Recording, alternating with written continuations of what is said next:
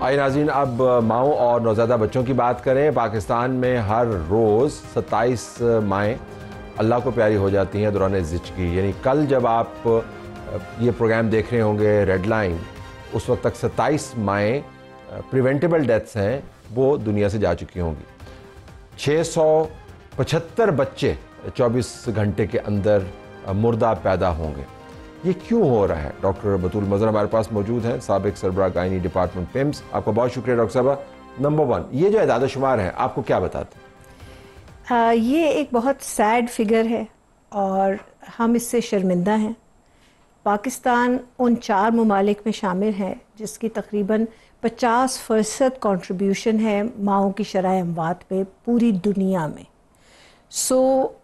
اس کی وجوہات بہت زیادہ ہیں اور ایپرنٹلی تو یہ کہا جاتا ہے کہ جی ماں کی صحت، ماں کی نگہداشت اچھی نہیں ہوئی، لیکن یہ ایک کنٹینیوم ہے۔ وہ جو بچی جب سے پیدا ہوئی ہے، ماں کے پیٹ سے باہر آئی ہے، اس کی کیا آپ نے اسے کتنی تعلیم دی، اسے کیا نیوٹریشن دی، اس کی ہیلتھ سیکنگ بیہیویئر کیا تھا، اس کی امپاورمنٹ کیا تھی، اور یہ سب چیزیں مل کے یہ بہت ہی جسے کہتے ہیں نا ڈریڈفل فگر آتی۔ یعنی بچی اپنی پیدائش سے لے کر ماں بننے تک جس عمل سے گزرتی ہے وہ اس کو موت کے منہ کے قریب لے جاتی ہے ممکنہ طور پر، اور اس کے اندر کیا فیکٹرز ہیں؟ نیوٹریشن کا ہے، آپ نے تعلیم کا بھی ذکر کیا، اس کا اس سے کیا تعلق ہے؟ لوگ جاننا چاہیے۔ یہ تو کمبائنڈ ہے نا کہ ماؤں میں بہت زیادہ آج کل غربت مزید بڑھ گئی ہے، ہمیں پتہ ہے مہنگائی کتنی ہے، اور بچیوں کی ہمیشہ سے ہمارے ہاں ایک ہر گھرانے میں نہیں لیکن تھوڑی سی ہمارے مرد لڑکوں کو زیادہ فیور ہوتا ہے،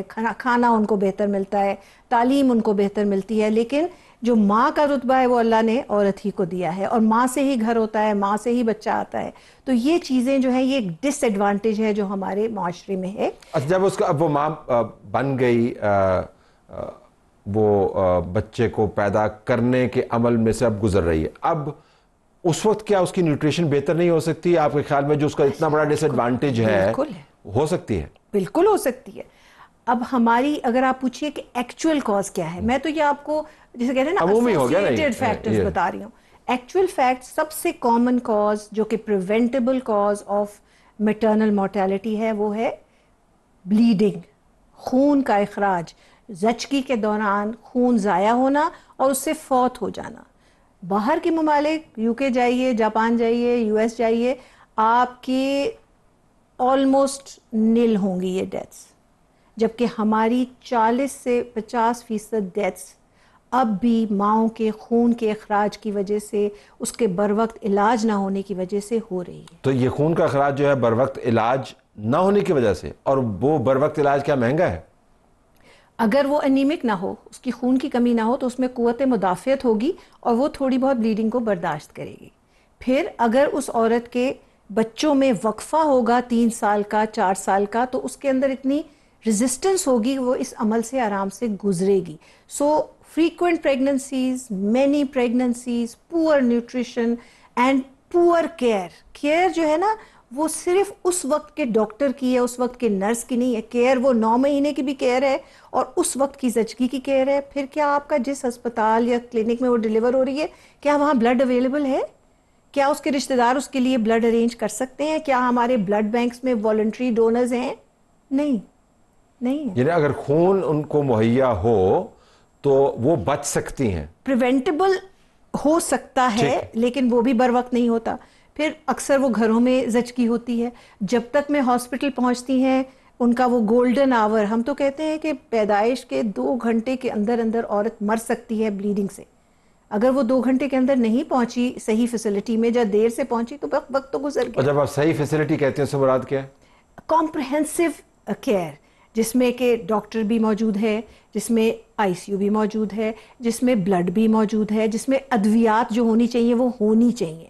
تو روٹین کیئر اگر ہے تو ہر چیز ہر ماں کو نہیں چاہیے، لیکن with in an hours distance, with in half an hours distance یہ اویلیبل ہو کہ ہم اس کو بچا سکیں۔ اور صرف یہ بلیڈنگ نہیں ہے، ایک بہت امپورٹنٹ پریونٹیبل کاز ہے ریزڈ بلڈ پریشر۔ آپ نے سنا ہوگا جھٹکے کی بیماری، ایکلیمسیا، مائیں کس چیز سے مر جاتی ہیں؟